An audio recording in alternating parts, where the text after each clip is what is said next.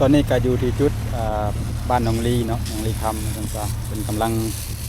สีดยางเนาะลงยาง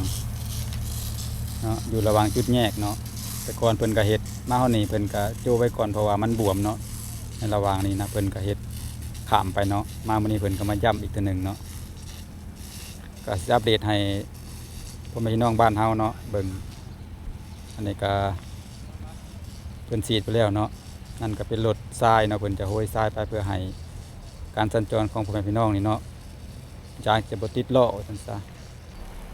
เพิ่นก็เอาทรายมาโรยๆๆๆไปจังซะลงไป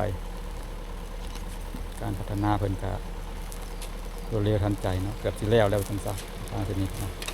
หลังจากเพิ่นสีดอยู่ในบริเวณบ้านเฮานี่เพิ่นก็ลงไปสีดทางบ้านโคกต่อไปบ้านด่านเนาะคาดว่าอีกมื้ออื่นเพิ่นก็สิลงหีบแล้วก็สิลงชั้น2ชั้น3ไปต่อไปเนาะนี่ก็เป็นพนักงานเพิ่นเนาะ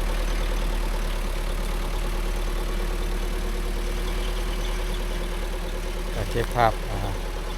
เป็นรวมย่อๆเนาะมาให้ FC ประมาณนี้เนาะทุกแรงเขาก็สิได้วิ่งการสะดวกสบายเนาะทางแต่บ้านด่านปักซีนาวางครับจ้ะนี่นะก็เป็นบริเวณสี่แยกเนาะมันก็สี่แยกไปทางบ้านด่านปลายทางนะครับทางเข้าบ้านเฮาเนาะตัวนี้ก็แยกไปโคกสว่างแล้วก็นี้ก็แยกไปบ้านตาดเนาะเอาคลิปนี้ก็สิประมาณป่านนี้เนาะ